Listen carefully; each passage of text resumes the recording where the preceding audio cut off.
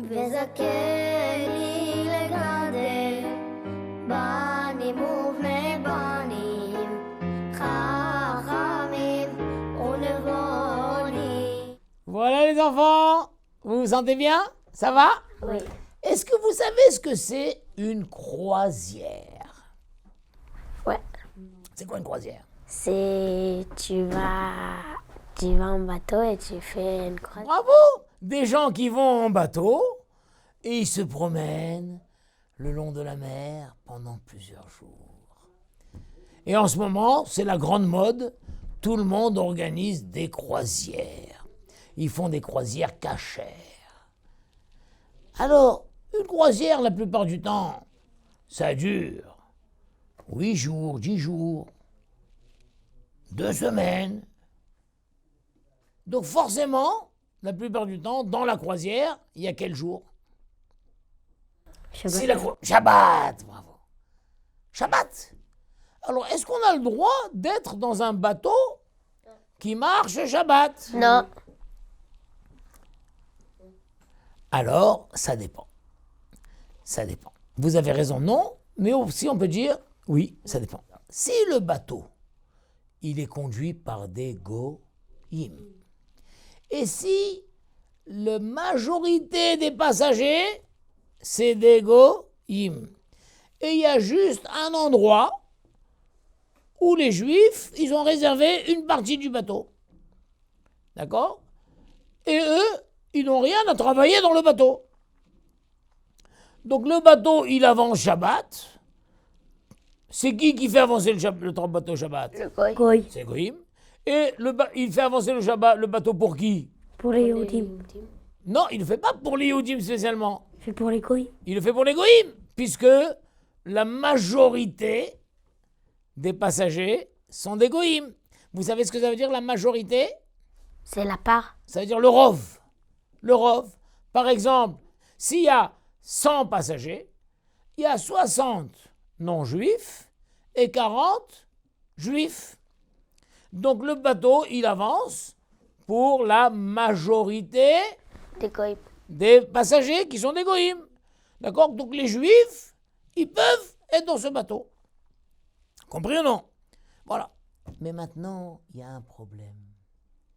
C'est que là, l'Allah te dit, mais il ne faudra pas monter dans le bateau la veille de Shabbat ou le jeudi.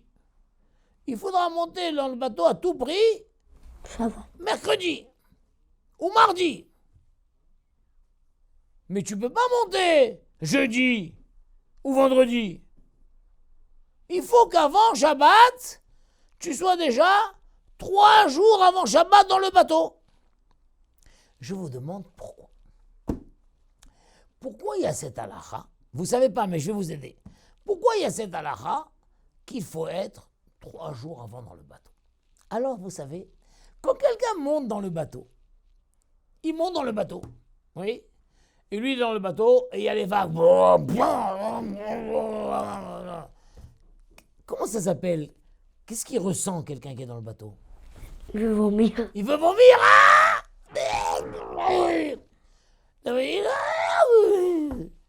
En français, vous connaissez le mot, comment on appelle ça en français? Ça s'appelle le mal. De mer. Bravo. Répète. Le mal de mer. Le mal de mer, mais d'où tu connais ça, toi? Mais vous parlez parfaitement bien français. Ça s'appelle le mal de mer. Mais au bout d'un moment, le mal de mer, il commence à S'arrêter. s'arrêter, à passer. 1 jour, 2 jours, 3 jours. Le 3e jour ou le 4e jour, je me sens bien. Oui. Shabbat, il y a une très grande mitzvah Shabbat. Qu'est-ce qu'on doit faire le Shabbat quand on mange beaucoup? Ça s'appelle comment ce mot-là qu'on mange? On mange de bonnes choses Shabbat. On mange des bonbons, on mange des gâteaux.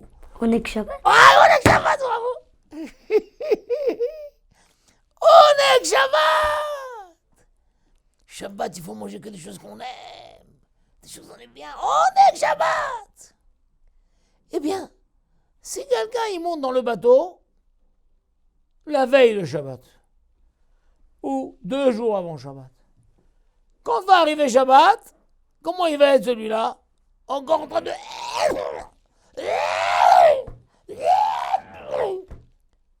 Mais alors on lui dit, mais dis-moi toi, t'as fait une croisière, mais t'as pas fait Oneg Shabbat. Puisque quand est-ce qu'il va se sentir bien? Juste après 3 jours. Juste après 3 jours, donc dimanche, il sera bien. Hier, j'ai passé mon temps à vomir. Mais c'est un sourd ce que t'as fait. T'as pas fait Oneg Shabbat. Et Oneg Shabbat, c'est une chose très importante. Vekarata la Shabbat Oneg. C'est très important Oneg Shabbat. Donc on dit à quelqu'un, tu veux faire une croisière? D'accord. Première condition, il faut que le bateau il soit conduit par Le goy. Deuxième condition, que la majorité des passagers sont des goïms. Troisième condition, que les juifs n'ont rien à faire, comme Melacha, tout est fait là-bas. Bon, oui. Mais quatrième condition, que tu dois monter dans le bateau 3 jours avant. 3 jours avant, afin que les 3 premiers jours, tu vomis, c'est ton problème, on s'en fout, mais que Shabbat, je me sens bien. Je me sens bien. Quel bonheur Hachem. Tu manges bien, parce qu'ils ont fait un traiteur cachère, tu manges tout du bien. Vous vous rendez compte comme c'est important ça? Maintenant, je vous pose des questions. Si la croisière, elle a lieu pas dans la mer, la croisière, elle a lieu dans un fleuve. Alors moi, je vous pose une question. Dans un fleuve, est-ce qu'il y a des vagues? Est-ce qu'il y a du courant? C'est calme dans un fleuve. Donc est-ce que dans un fleuve, on a ce que j'ai dit le mot tout à l'heure, Le mal de mer. voilà. Est-ce que dans un fleuve, on a le mal de mer? Non. On n'a pas le mal de mer. Alors j'attends la suite. Donc vu que dans un fleuve, on a le mal de mer, est-ce qu'il faudra, si quelqu'un fait une croisière dans un fleuve, Non, il n'a pas besoin d'attendre. il n'a pas besoin d'attendre combien? Il peut y aller, il n'a pas besoin d'attendre. Il peut aller même, Il peut aller même Shabbat. pas Shabbat même. Chichi. Mais Yom Shishi, c'est bravo. Il peut y aller même Yom Shishi. Donc, si quelqu'un dit, je dois faire une croisière Shabbat, ouh là là, attention. Le Rav, il lui demande, le Rav, il comme tu dis, est-ce que le bateau que vous allez est conduit par des goïms? Oui. Est-ce que la majorité des passagers sont des goïms? Oui. Est-ce qu'il y a un traiteur cachère? Oui. Est-ce que cette croisière, elle a lieu sur le fleuve ou sur la mer? Et il dit, je ne sais pas. Renseignez-vous. Pourquoi? Si c'est sur la mer, Alors il doit. vous devez monter depuis 3 jours avant. Si c'est sur le fleuve, vous pouvez monter même Erev Shabbat. Tu comprends? Maintenant arrive quelqu'un qui dit, moi, Rav, c'est une croisière sur la mer. Mais j'ai tellement l'habitude de faire des croisières que, terminez ma phrase, Je peux pas vomir parce que je suis déjà habituée. que je n'ai plus le mal de mer. Moi, j'ai tellement l'habitude de faire des croisières que j'ai plus le mal de mer. Donc, qu'est-ce que le Rav lui dira? Vous pourrez monter. Le même jour. Même Le même chichi. Même Erev Shabbat, voilà. Vous n'êtes pas obligé d'attendre 3 jours. Vous avez compris? Vu que toute cette histoire d'attendre 3 jours, c'est pourquoi? C'est pour Oneg Shabbat. Pour que Shabbat, tu n'aies pas le mal de mer. Mais si toi, tu es quelqu'un qui n'a plus le mal de mer depuis longtemps, donc il pourra monter Erev Shabbat. Si c'est dans un bateau, la croisière, elle a lieu sur le fleuve, alors il peut monter même Erev Shabbat. Maintenant, il y a des bateaux modernes, qui ont mis des choses dans les bateaux. Pourquoi? Que le bateau, il attrape le mal de mer. Là.